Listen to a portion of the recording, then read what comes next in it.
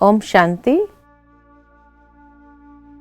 राजयोग meditation की श्रृंखला में आज हम देखेंगे कि किस तरह ये योग वर्तमान समय में बहुत आवश्यक है। जैसे हमने पिछले सत्रों के अंदर देखा कि योग सिर्फ प्राणायाम या बाह्य क्रियाओं के साथ या आसन के साथ संबंधित नहीं है, परंतु योग अर्थात संस्कृत के युज धातु से बना है, जिसका मतलब है जोड़, संबंध या मिलन।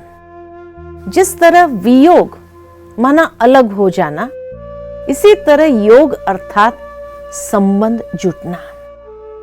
आज मनुष्य का संबंध अनेकों के साथ अनेक स्तरों पर है। जैसे जब हम देखते हैं कि एक व्यक्ति का संबंध भौतिक चीज वस्तुओं के साथ है, तो उसको कहेंगे भौतिक योग है। दूसरा, जब देखते हैं कि मनुष्य का संबंध मनुष्य से है और किसी व्यक्ति से समय पर मदद मिल जाती है, तो यही कहते हैं इस व्यक्ति का सहयोग था। भौतिक चीज वस्तुओं के साथ उसका कनेक्शन है, तो लोग यही कहते हैं इसके जीवन में एक भौतिक योग है। योग निरंतर चलता है। इसी तरह व्यक्ति का संबंध जब समय के साथ होता है और कोई कार्य अचानक समय पर हो जाए, तो यही कहते समय का संयोग था जो ये कार्य हो गया। योग निरंतर है। किसी के जीवन में कोई इष्ट देव की कृपा हो जाती है, तो यही कहते इसके जीवन में एक दैवी योग चल रहा है। हर जगह योग जरूर है। आज एक बच्चे का भी कनेक्शन जब पढ़ाई के साथ है, योग उसका पढ़ाई से है तो ही वो पढ़ सकता है। अगर उसका खेल कूद के साथ योग है, कनेक्शन है, तो उसमें आगे बढ़ता है। इसी तरह राजयोग एक सर्वश्रेष्ठ संबंध आत्मा का पिता परमात्मा के साथ। और ये योग संभव तब है जब आत्मा का भी संपूर्ण ज्ञान हो और पिता परमात्मा का भी संपूर्ण ज्ञान हो। आत्मा के विषय में हम भारतवासी इतना तो जरूर जानते हैं, मानते हैं कि हाँ, शरीर को चलाने वाली एक चैतन्य शक्ति है, जिसको आत्मा कहा, अजर अमर अविनाशी है। और क्या जानना है? और सबसे बड़ी बात तो यह है कि जान करके फायदा ही क्या, क्योंकि आज मनुष्य अपना समय वहां इन्वेस्ट करना चाहते हैं जहां से कुछ प्राप्ति होती हो। तो इसीलिए इस राजयोग के लिए भी अपना समय लगा रहे हैं, तो उसमें प्राप्ति क्या हो रही है? प्रैक्टिकली अगर देखा जाए तो जिस तरह महाभारत की बात याद आती है कि अर्जुन जैसा एक वीर योद्धा था, जिसने अनेकों युद्ध अकेले हाथ जीते, परंतु जब महाभारत का समय आया तो वो इतना उदास, निराश, हताश हो गया कि उसने अपने शस्त्र छोड़ दिए और भगवान से विनती करने लगा कि मुझे ये युद्ध नहीं करना है। उस समय क्या कहेंगे, उसका आत्मविश्वास समाप्त हो गया या भगवान उसके साथ थे, विजय उसकी निश्चित थी। उसके बाद भी ऐसी मनोदशा, तो क्या ईश्वर पर उसको भरोसा नहीं था? न आत्मविश्वास कम था, न ईश्वर पर भरोसा कम था। लेकिन फिर भी जब ऐसी मनस्थिति आ जाए कि व्यक्ति के पास इतनी क्षमता होने के बावजूद भी वो उन सब शस्त्रों को, उस क्षमता को छोड़ करके एक कायरतापूर्ण व्यवहार करता है, तब दूसरे अध्याय में ही भगवान ने सबसे पहले अर्जुन को आत्मा का ही ज्ञान दिया और आत्मा का ज्ञान देते हुए उसको अपने स्वधर्म का परिचय कराया कि तुम्हारी वास्तविकता क्या है। स्वधर्म अर्थात कोई क्षत्रिय धर्म का परिचय नहीं कराया, वो जानता ही था, लेकिन स्वधर्म अर्थात आत्मा के गुण धर्म का परिचय कराया, क्योंकि आत्मा में अथाह शक्ति अथाह क्षमता है, वो सुषुप्त है, उसको जागृत करना पड़ता है और जागृत करते हुए उसको प्रैक्टिकल जीवन के अंदर लाने की आवश्यकता होती है। जब तक हम उसको जगाते नहीं तब तक वो वही एक डॉर्मेंट स्टेज सुषुप्त अवस्था में पड़ी रहती है। इसीलिए राजयोग माना जब ये सर्वश्रेष्ठ संबंध ईश्वर के साथ जोड़ते हैं तो परमात्मा की शक्ति के माध्यम से वो सुषुप्त शक्तियों को हम जागृत कर सकते हैं, जिसके जागृत होने से ही हमारे जीवन के अंदर एक नई ऊर्जा का संचार होने लगता है और वो ऊर्जा सकारात्मक ऊर्जा होती है। तो राजयोग मेडिटेशन से हमारी आत्मा की सुषुप्त शक्तियों को विकसित कर सकते हैं और उसको बाह्य जीवन में, कर्म में, संबंध में उसको प्रवाहित कर सकते हैं।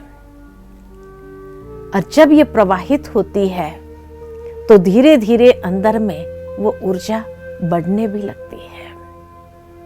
इसीलिए जैसे एक बैटरी एकदम डिस्चार्ज हो जाए तो उसको स्रोत के साथ जोड़ना ही पड़ता है, जनरेटर के साथ जोड़ना ही पड़ता है। और जनरेटर से जो करंट आती है वो दिखाई तो नहीं देती है, लेकिन वो डिस्चार्ज बैटरी को चार्ज कर देती है। उसके बाद वो चार्ज बैटरी जैसे गाड़ी में लगाओ और जितनी गाड़ी चलती रहेगी बैटरी चार्ज होती रहेगी। ठीक इसी तरह आत्मा की बैटरी भी आज डिस्चार्ज है, उसको जब परमेश्वर के साथ जोड़ते हैं तो वहां से जो ऊर्जा प्राप्त होती है वो दिखाई नहीं देती है। कई लोग सोचते हैं कि मेडिटेशन में हमें कुछ दिखाई देगा, मेडिटेशन किया माना कुछ महसूस होने लगेगा। इतना जल्दी भी नहीं, क्योंकि वो ऊर्जा प्राप्त होती है, लेकिन जैसे जैसे वो ऊर्जा मिलने लगती है वैसे वैसे हम ये महसूस करते हैं कि अपने जीवन के अंदर कुछ परिवर्तन की प्रक्रिया आरंभ होती है।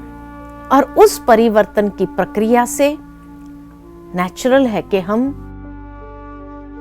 भीतर से उस ऊर्जा को पुनः जागृत करके बाह्य जीवन के अंदर, कर्म में, व्यवहार में उसको ले आते हैं। जब बाह्य जीवन में आती है तब महसूस होता है कि हाँ, ये अनुभव होने लगा। योग का दूसरा नाम इसीलिए प्रयोग है, अर्थात जब जीवन के अंदर इस ऊर्जा का प्रयोग करने लगते हैं। जैसे पहला अर्थ बताया, योग माना जोड़। ईश्वर से जब जोड़ा, वो ऊर्जा जब आई, उस ऊर्जा का जब हम प्रयोग करते हैं कर्म में, व्यवहार में, तब हमें रिजल्ट अनुभव होगा। मेडिटेशन में बैठने से तो कुछ अनुभव नहीं भी होता है, लेकिन प्राप्त हुआ है उसका प्रत्यक्ष प्रमाण यही है कि जब हम प्रैक्टिकल जीवन में उसका प्रयोग करने लगते हैं तो वहां अनुभव होता है। बिना प्रयोग किए अनुभव नहीं होता है।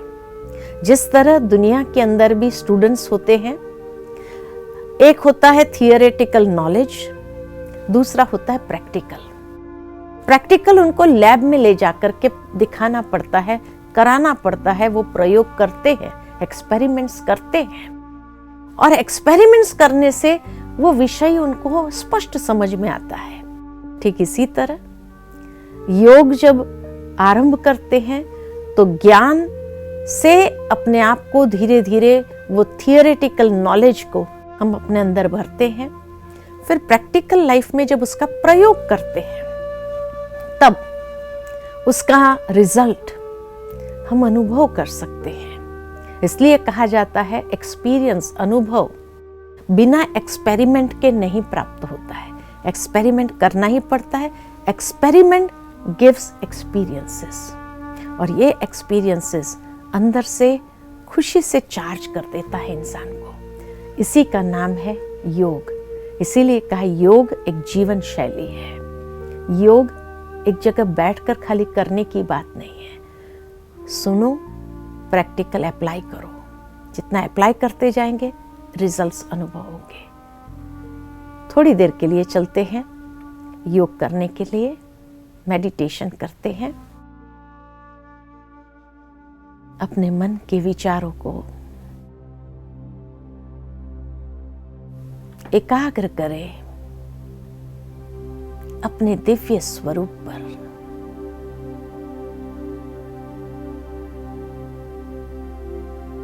और अपने मन को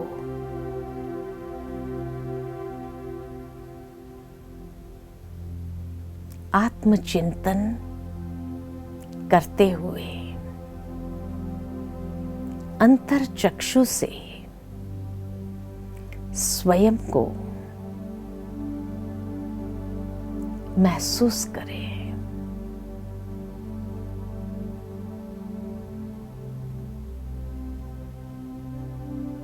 मैं आत्मा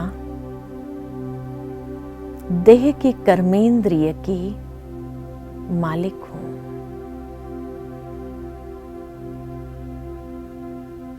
ये कर्मेंद्रियां मेरे अधीन है।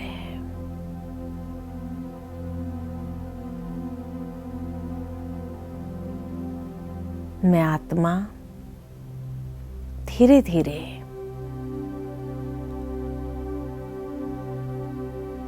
इस देह और देह के संबंधों से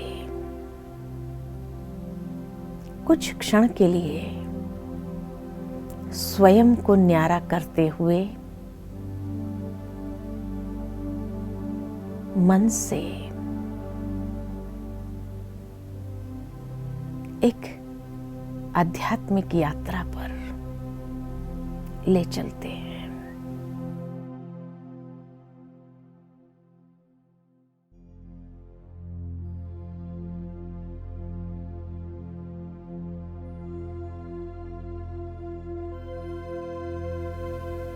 और मन को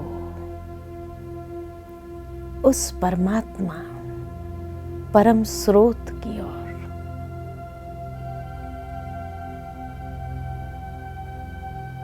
सर्वशक्तिमान परमात्मा से सर्व शक्तियों की ऊर्जा को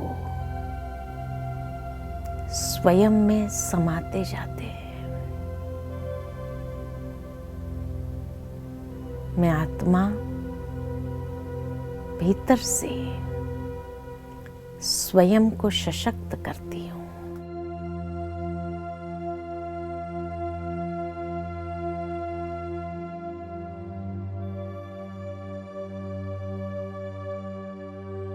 और ये सर्व शक्तियों की ऊर्जा को हर कर्म में, व्यवहार में, संबंध में प्रवाहित होने देना है।